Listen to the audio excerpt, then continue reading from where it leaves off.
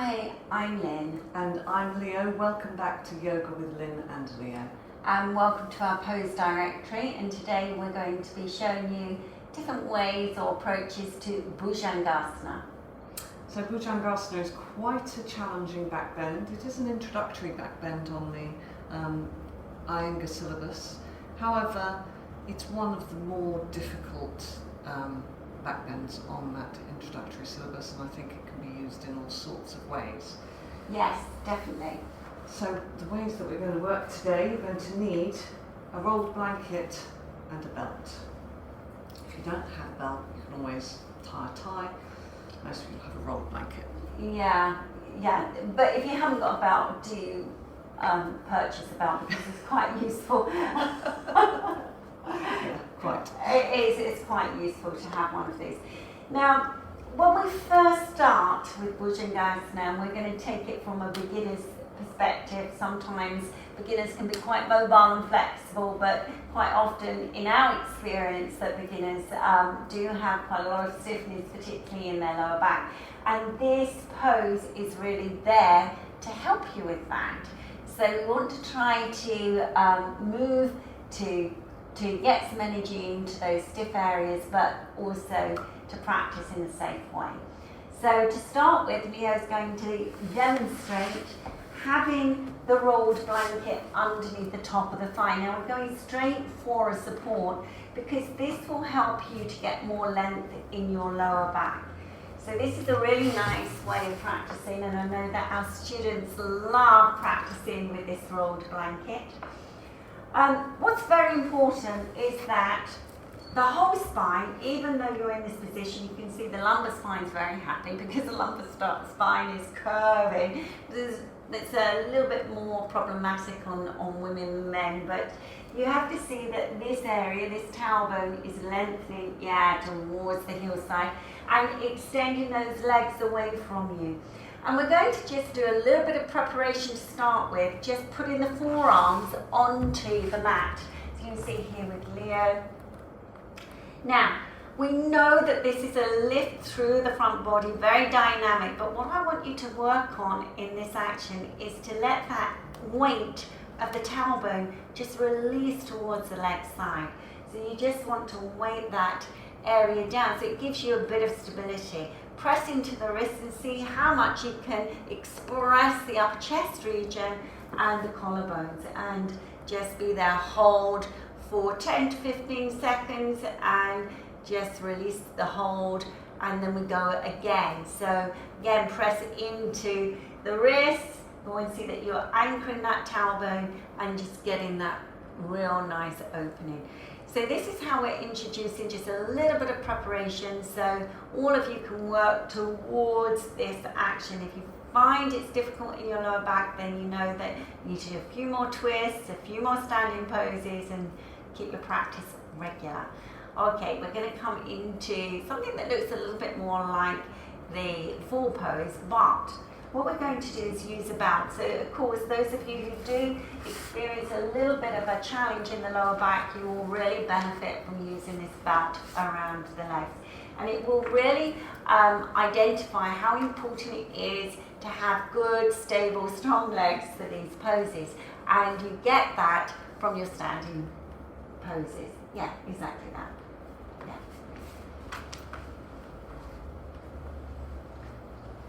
So you have the belt to really extend those feet into, and it's quite interesting because every time you would come back to the belt, we can't believe quite how helpful and effective it can be. So we'll do the same exercise again, but this time hopefully all of you have got your belts ready, and you're pressing down into the forearms, and then you're lengthening.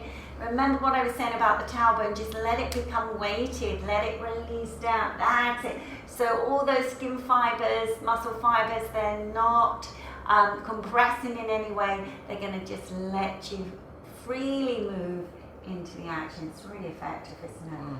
I mean, you forget really when you haven't practiced with a prop for a little while how effective It really is. But this bout just makes such a difference, makes or breaks the pose for a lot of people. Okay, so we're going to come into the straight armed action now. So just release down. Those of you who are able to go a little bit further, then we'll still use the props. Taking the hands. Now, remember, it's not how high you go, how much you straighten your arms, but how much can you anchor the base of the spine. Remember that this is about a holistic practice throughout the spine, not just one single body part, not just the collarbones, not just the shoulders, not just the arms, but really getting that stability in the tailbone and the length throughout the legs. So work on the lower body as much as you can to start with, and then you'll get the results in the spine itself. So if you're ready to go with us, press down into your palms, and then it's like you're pushing the floor away. Push the floor away and come up. That's it. So if you come to a pause and your shoulders going up to your ears, then you know you need to get more anchorage, more leverage in the legs, more anchorage of the lower spine itself. And then finally open the chest, move the dorsal spine in, so that area between the shoulder blades has really got to work. Remember, this is a back bend for your back. So it's a back bend for the spine. See if you can straighten those arms finally. Yes. So you see here, it's quite challenging pose. So if the arms don't quite straighten, then just keep on practicing and you will get there eventually. So you're just growing in the pose all the time. Yeah. And then releasing. So you can have a go now in the classic way for those of you who have tried some of the supports and props. Take the belt off now, get rid of that blanket and come into the classic pose. So remember, this is a Cobra, so this is the Cobra pose. So this is has got to kind of go slowly and build gradually. Yeah, it certainly does. And that really is important when you're coming into the pose. So we're just going to show you something which we find quite a lot in the centre people will do to do the pose and not use the pose. Of course, if you're a real beginner, then it's quite nice to just get those arms straight. But if you just have a look at Leo's pose, you can come up and lift it up, you can see. Now what's really important is that the thighs have got to remain down. So already this is slightly out of the classic pose completely. So it's a starting point, but it's not where you're aiming to go. You're aiming to go deeper than that.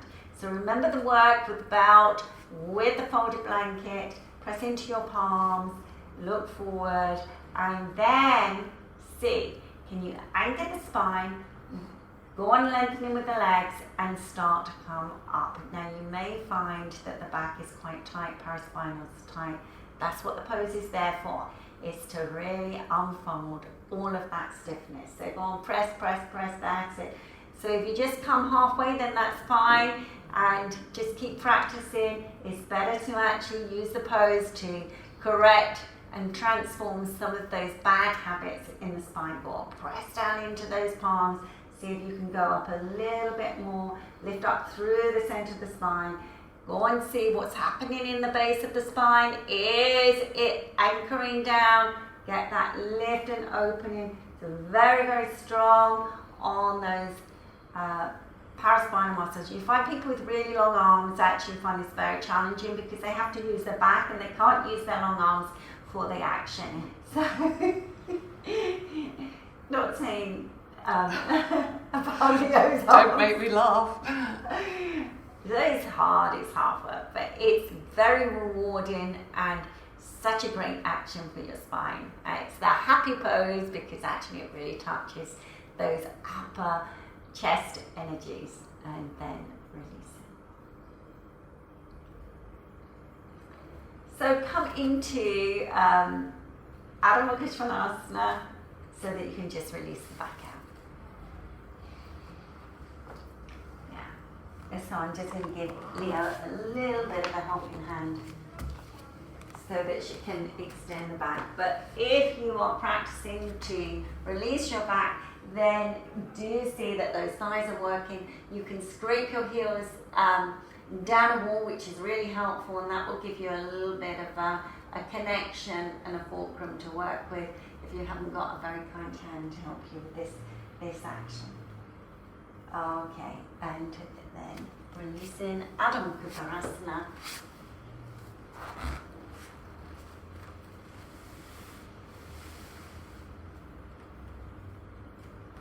And then coming up.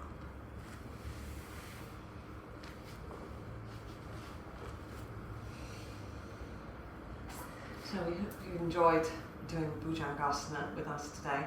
Don't despair if it's not coming really well to start with. It takes time, doesn't it? It does take time. It's really one of those poses, very easy to cheat in it because you can get the arms straight but just watch those thighs. Yeah, and you have to just be mindful of the fact that you can't go faster than your spine will go. So if your spine's not quite ready for it, do the preparational work. Yeah, absolutely. And when you feel that compression, you have to pause and not push through it. You have to pause and go back to a stage where it's feeling a little bit more agile. So hopefully you enjoyed the video today. Please press the like button, it helps us. And also make a comment if you want to comment about our videos. We always like to hear from our viewers and our subscribers. So thank you for joining us today. Namaste.